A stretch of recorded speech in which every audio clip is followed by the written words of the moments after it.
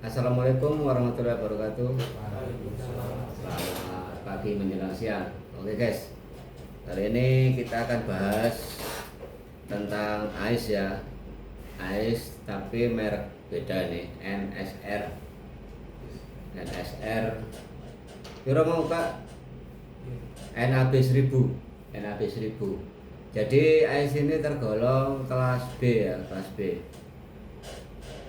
Ais kelas B biasanya ini dipasang di kapal-kapal takbut yang tunda itu kelas, tapi ini bisa juga nerima kelas A, cuman dia harganya juga lebih terjangkau. Kalau kelas B ini lebih murah daripada kelas A. Jadi ais NSR ini hampir sama lah dengan ais-ais yang lain ya, terdiri dari power supply ini 24 volt ini inputannya, baru masuk ke transponder NAB 1000 ini transpondernya. Di sini ada on, ada RX, ada TX, ada alarm, ada TOUT. Ini masing-masing LED ini ada fungsinya, nanti kita bahas. Nah, terdiri dari satu antena VHF tipenya NFA 100, terus ini antena GPS nya NGA 100. Nah, ini adalah displaynya yang biasa dipakai untuk melihat kapal, nama kapal di sini. Ini transponder ya. Jadi NSR tipenya NAB 1000 ini termasuk kelas B. Kita akan bahas ya. Untuk kemarin ada pertanyaan dari teman di YouTube juga ya, AIS-nya itu nggak bisa nerima, tapi di kapal lain dia bisa diterima AIS-nya. Jadi kalau AIS ini bisa nerima tapi nggak bisa diterima, itu berarti ada masalah di antena VHF-nya ini tadi ya. Nah, ini antena VHF-nya, berarti antara transponder ke antena ini harus kita cek. Ini kalau kita nggak bisa diterima kapal lain, tapi kalau kita nggak bisa menerima, berarti di antena GPS, di antena GPS-nya yang bermasalah. Jadi itu aja sih intinya. Jadi simple sebenarnya. Jadi kalau kita sebagai pelaut ya di kapal, kita harus paham bahwa AIS itu untuk tipe NSR NAB 1000 itu 2 anten ya. Kalau JRC satu antena JRC. Kalau Furuno 2, beda-beda lah ya. Jadi ini kebetulan NSR ini ada 2, satu antena GPS, satu antena VHF. Jadi ini yang untuk memancar, ini untuk menerima. Oke, kita lanjutkan masalah ya.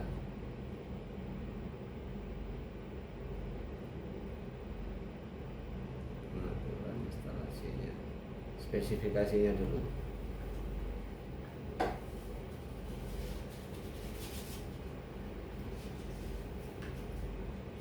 Nah, ini adalah spesifikasi ya. Untuk rentang frekuensinya dia bekerja di 156,025 sampai 162,025.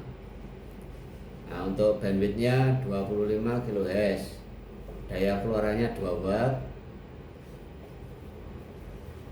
Untuk port datanya itu RS232, sama format datanya NEMEA 0183.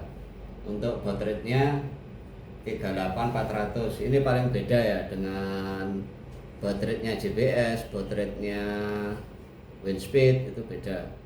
Ini yang paling beda, jadi pakai 38400. Nah, untuk konektor antena biasa 50 ohm, antena GPS, antena VHF ya. Untuk catur dayanya 24. Jadi perangkat ini membutuhkan power supply 24 volt atau kisaran 12 sampai 38, jadi toleransi 12, jangan kurang dari 12 volt ya. Kalau di atas 12 tidak boleh lebih dari 38 volt. Untuk arus dayanya 25 volt ya.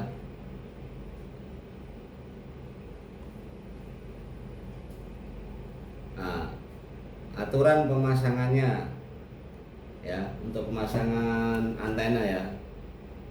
Antena, jauhkan antena dari pemancar radiasi radar, karena pemancar radar dapat merusak antena GPS atau mempengaruhi penerimaan. Nah, ini harus kita pahami ya. Jadi untuk pemasangan AIS ini tidak bisa sembarangan, jadi harus tahu ya, jangan sampai nanti ditaruh di depannya scanner atau di sampingnya jaraknya terlalu dekat. Nah, itu akan cepat merusak, yang mengakibatkan apa, perangkat ini cepat rusak ya. Jaga antena tetap terbuka dari arah ke langit ya, nggak boleh ada tiang yang menutupi atau ya istilahnya ada atap lah di atasnya. Tempatkan antena setinggi mungkin ya, supaya pancarannya bagus ya itu. Untuk pemasangan antena VHF, antena harus dijauhkan minimal setengah meter dari benda logam untuk menghindari pantulan RF.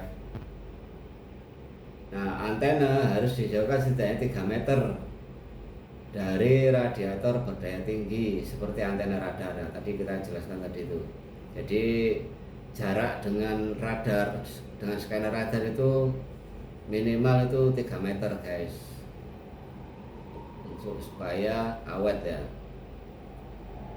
Apabila dua antena VHF ini tidak boleh dipasang pada ketinggian yang sama. Jadi kalau ada antena VHF kan di kapal itu kan ada antena VHF ya, VHF untuk komunikasi. Nah, antenanya AIS ini juga antena VHF tapi untuk transmit. AIS dapat dipasang di bawahnya atau di atasnya antena VHF. Jadi harus ada yang lebih tinggi atau lebih rendah ya. Seperti itu pemasangannya. Nah, ini nggak boleh kayak sejajar begini nih kan. Ini kan sama ini posisinya, ini nggak boleh sama, jadi harus ada yang lebih rendah atau lebih tinggi.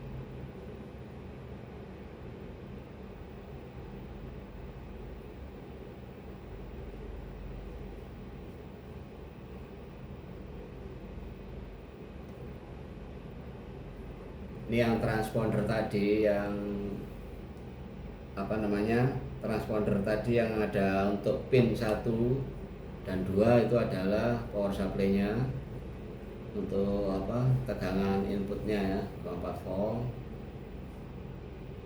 Nah, untuk ini pin 1 sampai 7 ini RX-nya, ini RX-nya, ini untuk inputan GPS ya. RX ini biasanya untuk dimasukkan atau dikonek ke EDIS atau ke radar.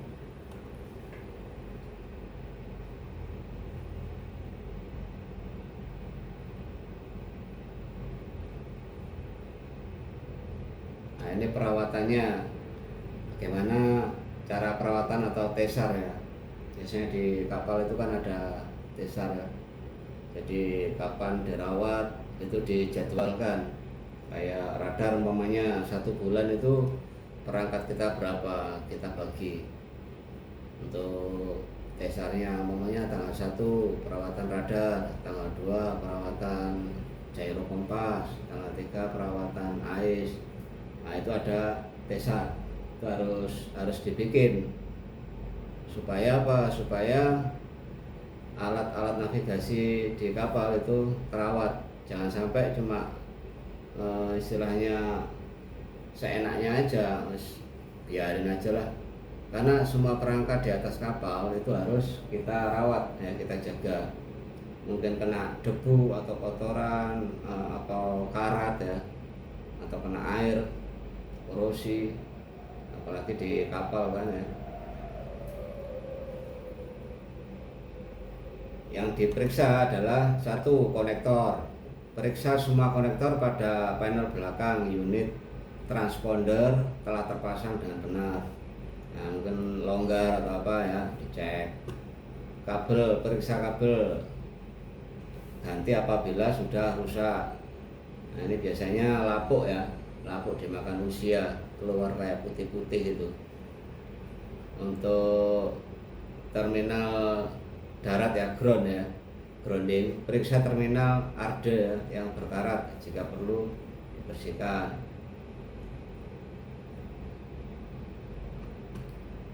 Unit transponder, perawatannya, bersihkan kotoran dan debu dengan selembar kain kering yang lembut. Jangan gunakan pelarut seperti thinner, aseton, benzena untuk membersihkan yang dapat menghilangkan cat dan bekasnya serta merusak peralatan, bisa merusak.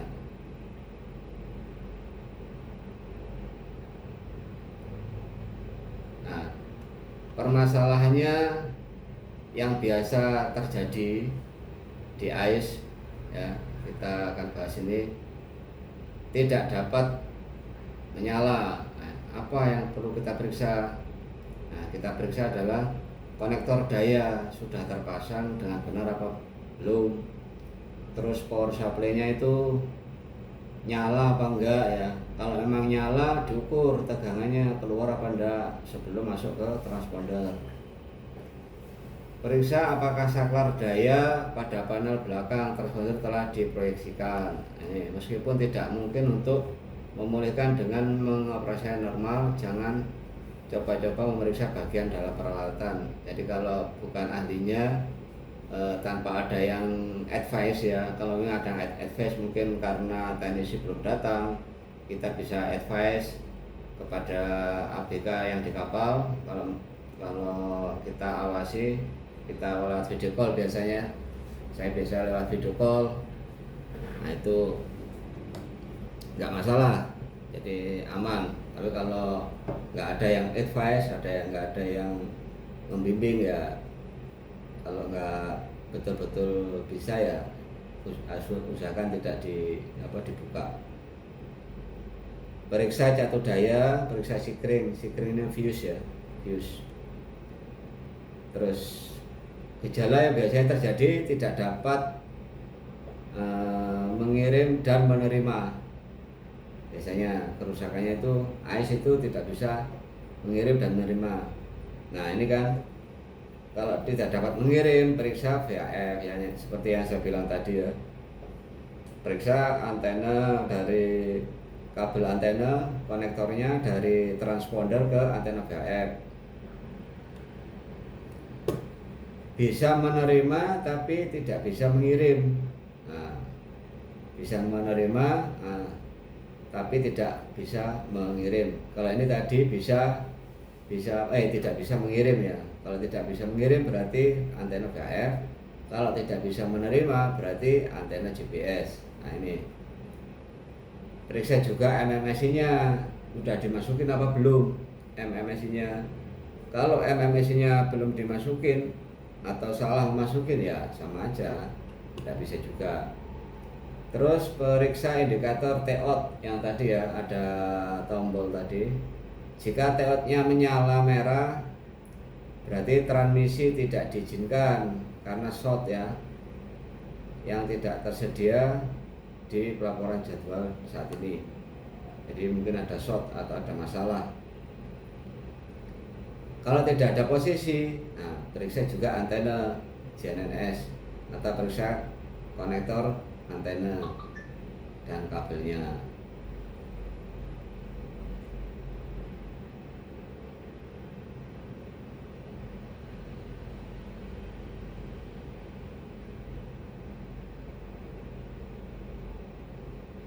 Selanjutnya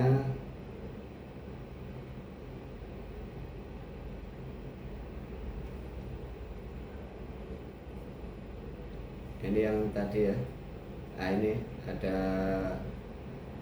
teotnya di sini, ini teotnya. Nah ini wiringnya. Cara mengetahui instalasinya ya, untuk apa namanya, pinnya tadi yang 1 2. Jadi itu ya yang perlu kita pahami untuk troubleshootingnya. Kalau itu sudah dilaksanakan, antena sudah diperiksa, kabel sudah diperiksa, ya berarti ada masalah di transponder. Udah itu aja. Jadi nggak apa namanya, harus yang ahlinya yang meriksa kalau memang transponder. Karena ini untuk pancaran itu tidak bisa kita lihat dengan kasat mata ya. Ya harus menggunakan alat khusus untuk mengetahui transmit apa enggaknya. Nah ini kan ada GPS, RX, TX, alarm sama TOT yang tadi. Ini adalah transponder ya. Nah, lampu LED ini kita bisa lihat di sini. Untuk LED yang GPS ya, yang GPS nih. GPS mati, saat mati tidak ada daya yang diberikan. Jadi apabila lampu LED GPS itu mati, berarti dayanya tidak masuk. Nah, saat GPS berkedip hijau, berarti posisi GPS tidak tersedia. Jadi kalau dia ngedip, berarti dia tidak, daya sudah masuk tapi GPS-nya tidak tersedia. Apabila lampu GPS ini nyala terus warna hijau, misalnya hijau, nah itu berarti normal untuk GPS ya. Untuk RX yang ini ya, yang ini RX ini. RX berkedip hijau berarti pesan AI sedang diterima. Nah, RX apabila ngelip ya, ngelip hijau berarti dia lagi menerima. Akan berkedip sekali ketika pesan AIS diterima. Ya. AIS ini maksimal 37 kapal yang bisa diterima. Jadi lebih dari itu ya yang terjauh tidak bisa, yang paling dekat lah ya, yang terdekat. Apabila semakin cepat RX-nya berkedip, maka target AIS ini akan lebih baik ya. Kalau dia ngelipnya itu cepat berarti banyak yang diterima dan itu kondisinya baik. Nah untuk TX yang ini ya, TX, saat TX berkedip merah, data AIS ditransmisikan sebagai NAB 1000. Jadi mentransmisikan setiap 30 detik atau 3 menit. Nah ini tadi kan tidak mudah untuk mengidentifikasi transmisi secara kasat mata. Jadi nggak bisa dilihat dengan kasat mata ya. Hanya bisa dilihat dengan alat ukur. Jadi kalau dia transmit berarti itu setiap 30 detik atau 3 menit itu akan berkedip. Itu berarti normal, kondisi AIS normal ya. Jadi harus paham. Intinya ini kuncinya di sini. Kita lihat di sini kalau apa namanya, sesuai dengan ini tadi normal enggaknya itu akan ketahuan. AIS kita itu bisa mancar apa enggak, atau bisa nerima apa enggak. Nah apabila ini alarm menyala merah, berarti ada kesalahan, mungkin ada yang short atau apa ya, harus kita periksa. Kalau ada alarm ini nggak boleh nyala alarm lampu ini. Ketika TOT menyala merah, transmisi terjadwal belum dikirim selama 2 interval pelapor terakhir. Jadi TOT ini juga nggak boleh nyala. Apabila nyala berarti dia apa namanya, istilahnya nggak bener lah, ada masalah gitu. Jadi ketika TOT menyala merah berarti transmisi pancaran itu tidak terkirim, masih berhenti. Memang mancar cuma nggak terkirim. Ya, itu harus kita periksa. Mungkin berhubungan sama antena VHF-nya tadi yang untuk memancarkan. Oke guys, sementara itu aja untuk pelajaran yang AIS kelas B ya, tipe NAB 1000. Nanti video ini saya masukin di YouTube ya, supaya bisa dipelajari.